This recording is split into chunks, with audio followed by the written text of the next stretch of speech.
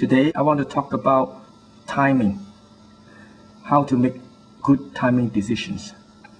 Basically, you have to separate this decision into long-term and short-term when you buy a stock.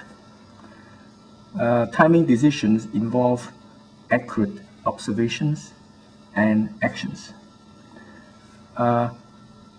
In this video, I want to talk about long-term first, because long-term is less complicated than short-term.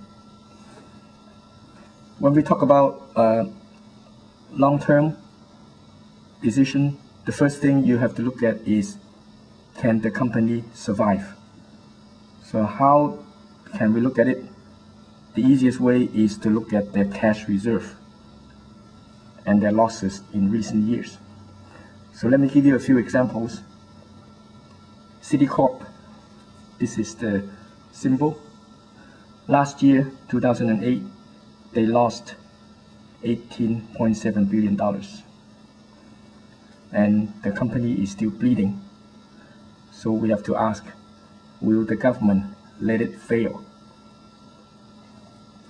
General Motors, last year, the loss is $4.2 billion. And it has already depleted its cash reserves. And the thing we know that this company cannot compete with other car companies, especially the Japanese. So we have to ask, can it survive? General Electric, profits every year, and last year it was $18 billion. Microsoft, profit every year, $18 billion in 2008. Intel, profit every year, $5 billion last year. Walmart, profit every year, $22 billion profit last year. And also Pfizer, profit every year, $7.8 billion last year. The second thing we have to ask is, if we buy them at a low price, what would be the potential for going up? What is the magnitude of rebound? When we think about this, we have to look at two things: the previous peak that they have reached, and also their outstanding shares, the number of shares out there for the company.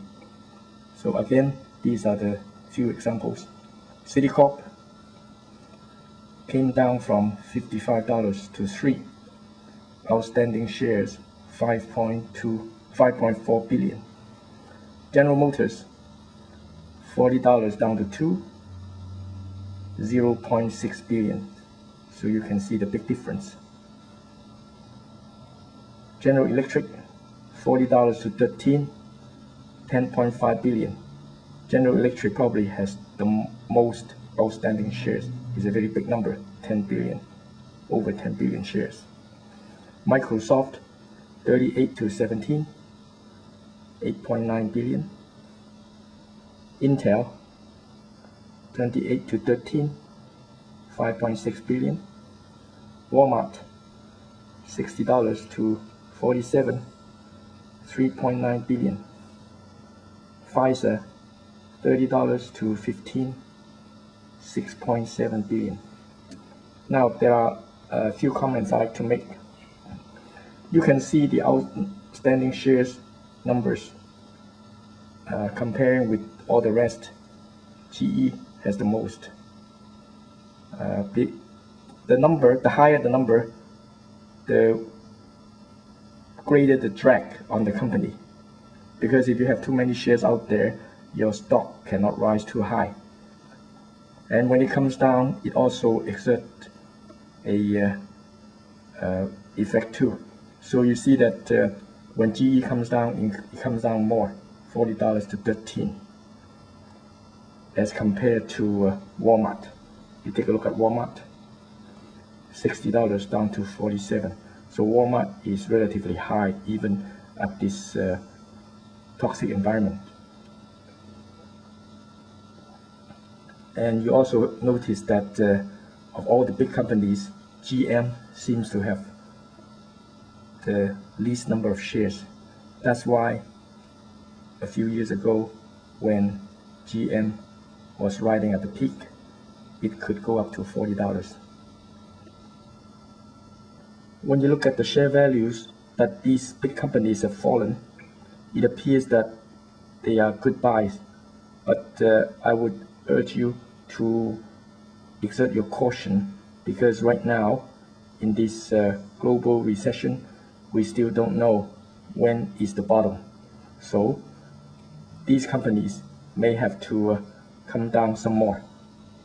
However, I should recommend that you stay away from General Motors and Citicorp. Even though they've come to this low, you have to ask the question, can they survive? Another area we have to look at is their growth potential. Here I go through these companies again. Citicorp has been very aggressive in banking and also investment. So they have successfully integrated the two together, and they expand quite fast overseas too.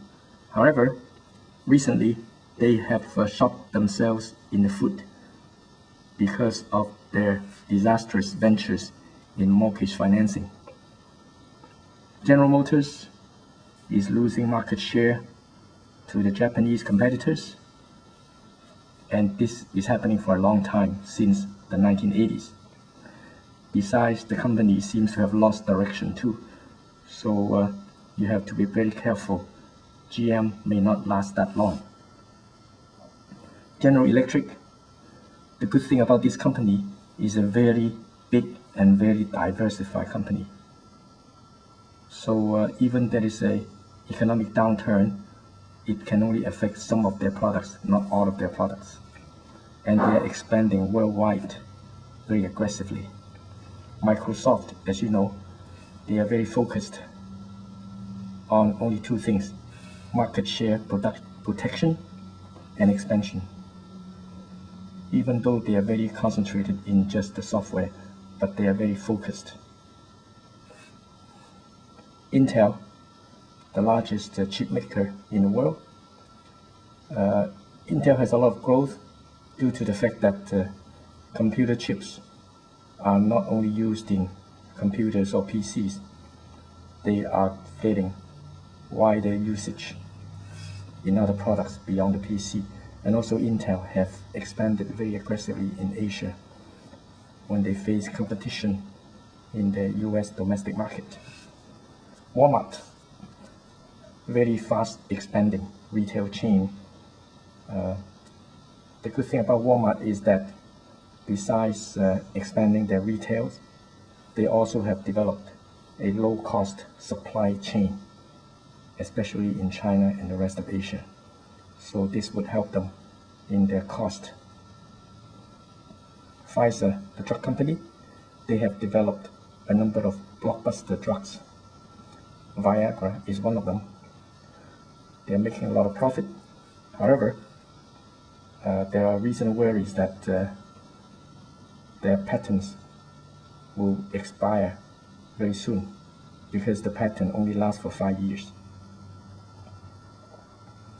The last factor we have to look at is company management. However, I would say that company management is the most tricky thing to judge. It is very hard to tell whether a company will be successful or not, depending on their management team. So what we have to look at is to look at the results delivered by the management team, such as increased sales, profits, and the stock price. This will be enough to judge the management team. The very last thing that I want to talk about is dividend. Dividend should be a very small consideration when you think about buying a stock, because you can gain more money by selling it at a higher price than getting the dividend. But let me mention that Pfizer, General Electric, and Citicorp, all of these companies pay higher dividends compared with the rest.